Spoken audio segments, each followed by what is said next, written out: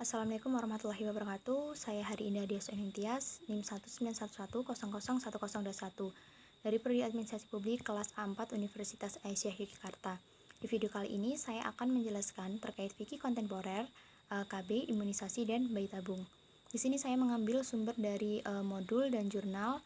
Yang pertama yakni dari modul Islam dan Iptek, mata kuliah Al-Islam dan Kemuhammadiyahan, AIK 4 LPPI Universitas Aisyah Yogyakarta. Kemudian sumber yang kedua yaitu dengan judul Imunisasi menurut kajian MUI yang ditulis oleh Bapak Profesor Drs.H. Mahrus Munajat, Sarjana Hukum MHUM, dosen Pasca Sarjana UIN Sunan Kalijaga, Yogyakarta. Kemudian sumber yang ketiga yakni dari jurnal Syariah dan Hukum yang ditulis oleh Irham Dunggaran dengan judul Bayi Tabung dalam Tinjauan Hukum Islam. Kemudian materi yang pertama yaitu tentang KB. Berbicara tentang keluarga berencana, memang terkesan ada kontradiksi dalam Al-Quran karena ada ayat yang menganjurkan untuk banyak anak, namun ada yang menganjurkan jangan meninggalkan generasi yang lemah. Quran Surat An-Nisa ayat 9. Dalam wacana fikih Islam kontemporer digelar dua istilah, yaitu Tadidun Nasl yang artinya pembatasan kelahiran dan Tajimun Nasl yang berarti pengaturan kelahiran. Menurut jumhur ulama, Tadidun Nasl tidak dibenarkan karena menyalahi aturan reproduksi manusia. Sedangkan Tajimun Nasl tidak dilarang dalam Islam karena merupakan ikhtiar untuk mengatur merencanakan keluarga. Ini berkaitan dengan perencanaan akhlak lahir disambut dengan rasa syukur. Keluarga yang berkualitas juga sejalan dengan tuntutan Islam yang dikenal dengan keluarga sakinah sesuai ayat Al-Quran Surat Ar-Rum ayat 21 Keputusan Tarjih Muhammad tahun 1968 tentang keluarga berencana dikaitkan dengan peningkatan kualitas hidup generasi atau keturunan. Sebagai dasar pertimbangan adalah Quran Surat An-Nahl ayat 72. Dengan dasar pertimbangan tersebut, maka menurut ajaran Islam, salah satu manfaat perkawinan adalah memperoleh keturunan. Di luar itu, maka upaya pencegahan kehamilan adalah berlawanan dengan ajaran Islam. Demikian pula keluarga berencana yang dilaksanakan untuk mencegah kehamilan. Dalam keadaan darurat, upaya ini dibolehkan dengan syarat ada persetujuan suami istri dan tidak mendatangkan mudarat jasmani dan rohani. Pencegahan kehamilan yang dianggap berlawanan dengan ajaran Islam. Demikian pula keluarga berencana yang dilaksanakan untuk mencegah kehamilan. Adapun yang dimaksud dengan kriteria darurat ialah yang pertama, mengkhawatirkan keselamatan jiwa atau keselamatan ibu karena mengandung atau melahirkan didasarkan pada pengalaman atau keterangan dokter yang dapat dipercaya. Quran Surat Al-Baqarah ayat 195 dan Quran Surat An-Nisa ayat 29. Kemudian yang kedua, mengkhawatirkan keselamatan agama karena faktor kesempitan penghidupan seperti kekhawatiran menjalankan hal-hal yang merusak akidah, menjalankan perbuatan haram atau menjalankan atau melanggar larangan karena didorong oleh kepentingan anak-anak. Quran Surat Al-Baqarah ayat 185 dan Quran Surat Al-Maidah ayat 6 dan 3. Mengkhawatirkan kesehatan atau pendidikan anak-anak bila kelahiran terlalu rapat, sebagaimana hadis Nabi yang artinya jangan membahayakan dirimu dan janganlah membahayakan orang lain. Hadis Asyan diriwayatkan oleh Ahmad Ibnu Majah dari Ibnu Abbas dan oleh Ibnu Majah dari Ubadah. Adapun KB yang dipandang menyalahi ajaran agama adalah KB yang dilakukan karena sikap enggan mempunyai anak yang menggunakan alat kontrasepsi dengan cara sterilisasi dapat merusak atau mengubah ukuran reproduksi secara permanen dan menyalahi tujuan pernikahan untuk mendapatkan keturunan. Kemudian materi yang selanjutnya adalah imunisasi. Sebaliknya, Islam melarang berbagai tindakan yang membahayakan fisik baik atas nama pendekatan keagamaan sekalipun sebagaimana tersebut dalam firman Allah Subhanahu wa taala. Dan janganlah kamu menjatuhkan dirimu dalam keadaan dalam kerusakan. Quran Surat Al-Baqarah ayat 195. Dan janganlah kamu membunuh dirimu, sesungguhnya Allah Maha Penyayang kepadamu. Quran Surat An-Nisa ayat 29. Seseorang muslim wajib memelihara kesehatan badannya sebagaimana kewajiban negara menjaga kesehatan masyarakatnya dan menanggulangi wabah penyakit yang menyerang rakyatnya. Salah satu cara yang ditempuh agar seseorang dan masyarakat bisa memperoleh tingkat kesehatan yang tinggi adalah dengan cara imunisasi. Masalah imunisasi dan vaksinasi merupakan masalah hukum di dalam Islam yang menyangkut masalah ijtihadiyah.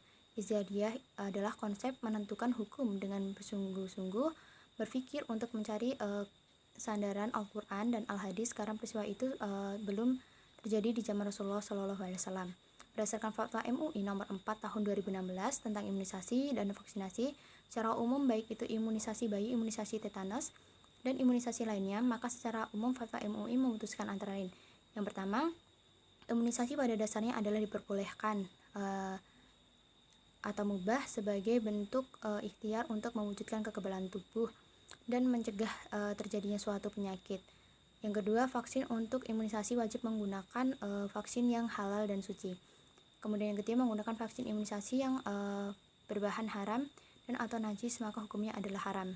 Kemudian yang keempat, imunisasi dengan vaksin yang haram dan atau najis tidak diperbolehkan kecuali yang pertama digunakan pada kondisi darurat, kemudian yang kedua belum ditemukan bahan vaksin yang halal dan suci, kemudian yang ketiga adanya keterangan tenaga medis yang berkompeten dan dipercaya bahwa tidak ada vaksin yang halal. Kemudian yang kelima, dalam hal jika seseorang yang tidak diimunisasi akan menyebabkan kematian, penyakit berat ataupun kecacatan permanen yang akan mengancam jiwanya dengan pertimbangan ahli yang berkompeten dan dipercaya, maka imunisasi hukumnya wajib. Kemudian yang keenam, imunisasi tidak diperbolehkan dilakukan jika berdasarkan pertimbangan ahli yang berkompeten dan dipercaya menimbulkan dampak yang membahayakan.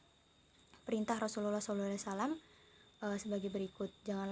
Jaga dan perhatikanlah 5 hal sebelum datang. 5 hal yang lainnya, yaitu hidup sebelum ajal, sehat sebelum sakit, muda sebelum tua, lapang sebelum sempit, dan kaya sebelum miskin. Hukum pencegahan terhadap suatu penyakit atau penularannya melalui imunisasi hukumnya wajib, karena termasuk memelihara jiwa. Imunisasi terhadap bayi dianjurkan oleh Nabi Muhammad SAW dalam hadis agar manusia berobat dalam penyakitnya. Kemudian materi yang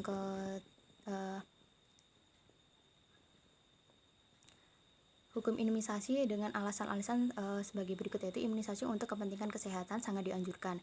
Kemudian imunisasi dengan dugaan adanya campuran bahan haram dan vaksinasi tersebut sudah dicuci dengan bahan kimiawi, maka hukumnya menjadi halal. Hal ini dengan dasar istikal. Kemudian yang ketiga, jika ada indikasi keharaman, maka hukumnya tetap boleh dengan alasan darurat dan mengambil mahdarat yang lebih ringan. Kemudian materi yang ketiga adalah bayi tabung. Sistem bayi tabung adalah salah satu cara yang dilakukan oleh dokter ahli kandungan untuk memenuhi keinginan suami istri untuk memperoleh anak, karena dalam percobaan mereka tidak dapat menemukan sperma suami dengan ovum istri dalam rahim istri, padahal sperma suami dan ovum istri dalam keadaan sehat, dengan arti keduanya dapat menghasilkan buah hati jika dapat bertemu. Dalam bahasa Arab, bayi tabung dikenal dengan istilah at-tahqiq asina yatufilu al-ubud, yaitu menurut majelis tarjih proses yang demikian dapat dibenarkan oleh agama Islam karena sperma suami diletakkan dalam rahim istri yang dikawini dengan akad yang sah, berdasarkan hadis diriwayatkan dari Ruwaifi bin Tasbit al-Ansari. Ia berkata, aku pernah berserta Nabi SAW waktu perang Hunain. Beliau berdiri berkhutbah di antara kami.